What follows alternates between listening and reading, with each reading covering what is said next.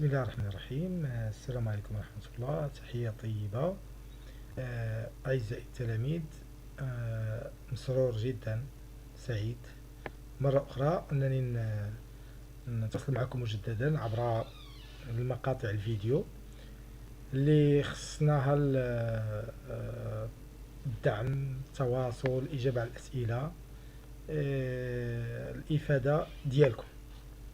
هاد السلسلة جديدة اللي غنخصوها الجهويات، هي خاصة الإجابة على الأسئلة الامتحان الجهوي، بمعنى نطبقوا داكشي اللي شفتوه في السابق حول التعامل مع الامتحان الجهوي.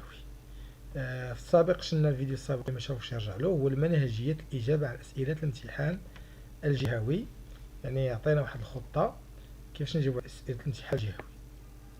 معكم الأستاذ عبد الله عسيري، أستاذ ثانوي تأهيلي، مديرية القنيطرة، ثانوية طه حسين التأهيلية. اليوم نحن مع الجهوي، الدورة العادية 2018، جهة الرباط لقنيطرة. طبعا أذكر أنه ما تنساوش الاسم ديالكم أو رقم الامتحان، أمر ضروري. هذا الأمر الأول. أشير إلى النقطة الثانية، هي التي تتعلق بمسألة أثناء اجتياز الامتحان اللي تعطوكم الوريقات. يعني شد الورقة ديالي والقلم، واحد القضية متغفلوهاش، وهي أن يكون عندي في المسودة كنشوف في الورقة أي جواب طاح لي في الدماغ ديالي، يعني التقطو من الورقة ديال الامتحان، يعني نمشي مباشرة نديرو في المسودة. هذه النقطة الأولى. الآن نمر إلى الإجابة عن الأسئلة. طبعا الامتحان فيه وضعيتين، الوضعية الأولى والوضعية الثانية. إذا السؤال الأول: صغ بأسلوبك الخاص المشكلة متعلقة، علاش تطرحوا الوضعية أو المتعلقة بالوضعية. أنا سبقت كنتشرت ورجعوا للتذكير في منهجية الإجابة، كيكون عندي في الوضعية إما طرفين، جوج ديال الأطراف، أو طرف واحد. إذا كانوا عندي جوج ديال الأطراف كيكون اختلاف، هذا هو المشكل اللي كتكون عندي في الوضعية. إذا كان طرف واحد يكون عنده تصور خاطئ. إذا مثلا هنا عندنا جوج ديال الأطراف، التدخلات ديالهم: تدخل خالد، ردت عليه زينب. إذا المشكلة المطروحة في الوضعية هي كالآتي: هي اختلاف وجهات النظر حول أسباب تفشي الفاحشة وطرق علاجه. إذا نختلفوا حول الأسباب وطرق العلاج. نمر إلى السؤال الثاني. السؤال الثاني هو التعريف الاصطلاحي. إذا عندنا تعريف الزواج وعندنا تعريف الفاحشة. تعريف الزواج عارفينه ثم هو الميثاق، تراض وترابط شرعي بين رجل وامرأة على وجه الدوام، غايته الإحسان والعفاف، يعني من أجل إنشاء أسرة مستقرة برعاية الزوجين. ثم الفاحشة، يعني كل ما عظم قبحه من الأقوال والأفعال الظاهرة والباطنة. عندنا السؤال الثالث وهو استنادا إلى الوضعية. عندنا القيم، كما كنقول إما كيقول لكم دليل على القيمة أو استخرج القيمة. إذا المطلوب هنا هو استخراج القيم ثم الأهمية ديالها. إذا عندنا القيمة الأولى في قول الله عز وجل: معاذ الله، هي القيمة الموجودة هنا هي قيمة العفة. والقيمة الموجودة عندنا إنه ربي أحسن مثواي، هي قيمة الوفاء بالأمانة، المسؤولية. طبعا الأهمية ديال القيمة الأولى وهي أن الذي يخشى الله عز وجل يتعفف، أن طريق إلى صلاح المجتمع، طريق إلى وقايته من الفواحش. بالنسبة الوفاء ولا الوفاء بالأمانة، القيمة الثانية أنه عندنا أنها تساهم في نشر المحبة، استقرار المجتمع، الثقة بين الناس إلى آخره. نمر إلى السؤال رقم 4. السؤال رقم 4 هو المطلوب كتابة الآيات. طبعا الآيات المطلوب كتابتها هي من قول الله عز وجل: ولقد همت به وهم بها لولا أن رأى برهان ربه إلى عذاب أليم. إذا مطلوب كتاب ديالها مع الانتباه أن الحفظ ينبغي أن يكون سليم، لأن كل خطأين تخصم ربع نقطة، خطأين زيادة أو النقصان. ولذلك الحفظ ينبغي أن يكون كتابة بالإضافة إلى الاستظهار. السؤال الموالي السؤال رقم 5، نوع استدلال من سورة يوسف على ما يدل على الموقف أن يوسف عليه السلام فضل السجن على رواية أو استجابة لرواية النسوة.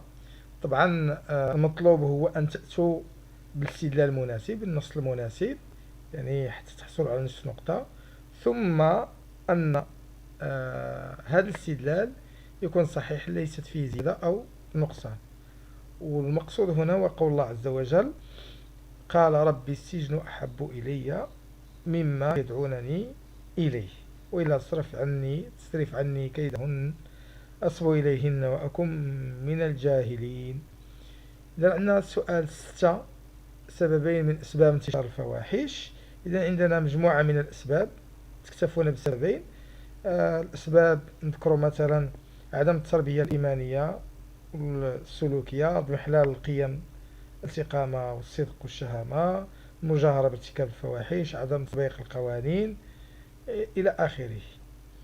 السؤال باء، أسلوبين عمليين للوقاية من الفاحشة.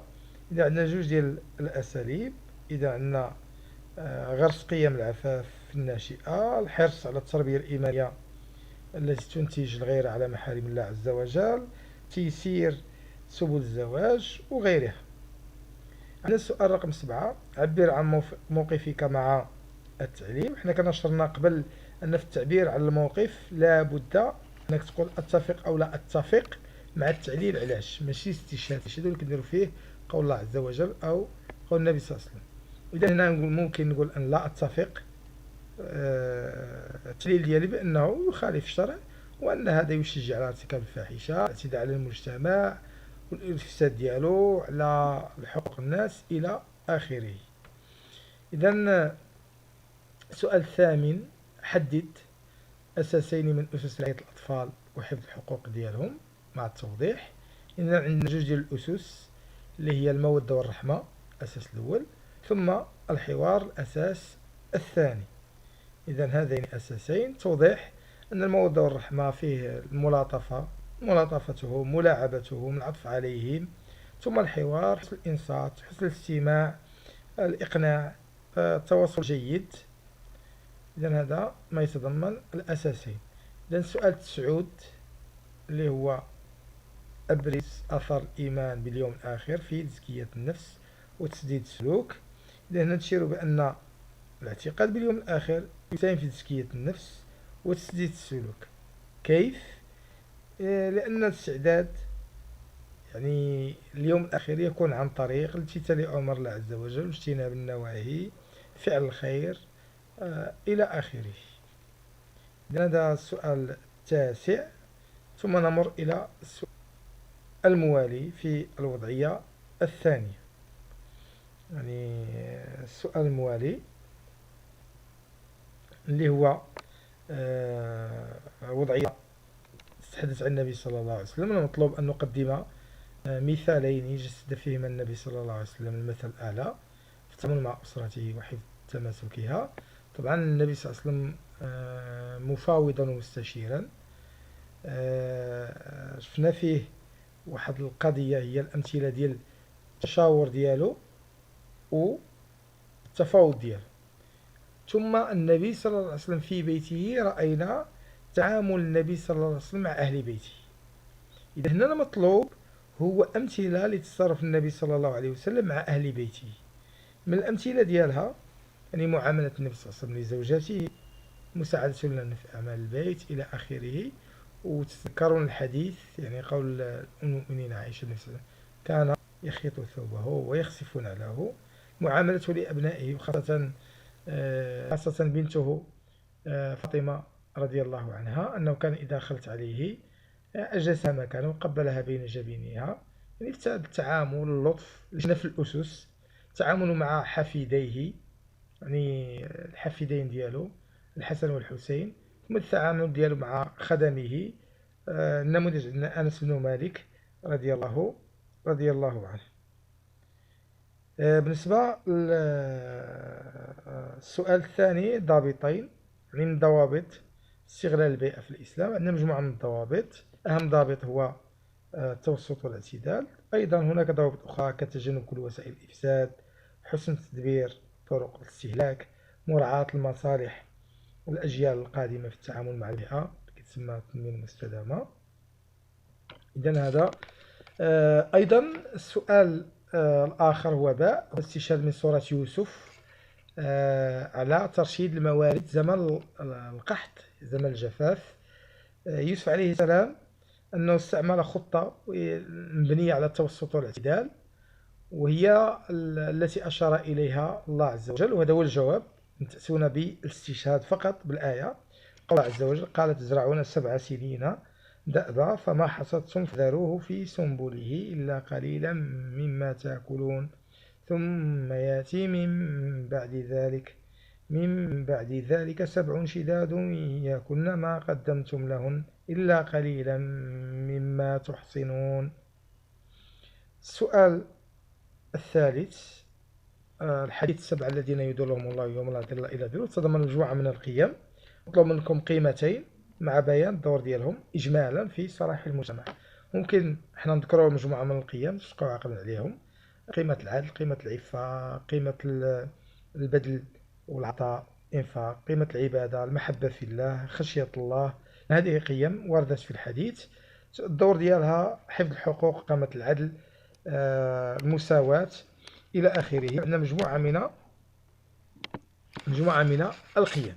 من هذه القيم مطلوب منكم تبينوا الدور ديالها في حفظ المجتمع، التكافل، تحقيق التكافل والتضامن والتعاون إلى آخره. هذه القيم أساسية أنكم تحفظوها وتعقلوا عليها مزيان، لأن عندها علاقة بالدروس السابقة. عندنا السؤال الرابع هو الشورى من أسس استقرار المجتمع. اذكروا موقف النبي صلى الله عليه وسلم استعمل فيه الشورى. يعني هناك مواقف كثيرة جدا،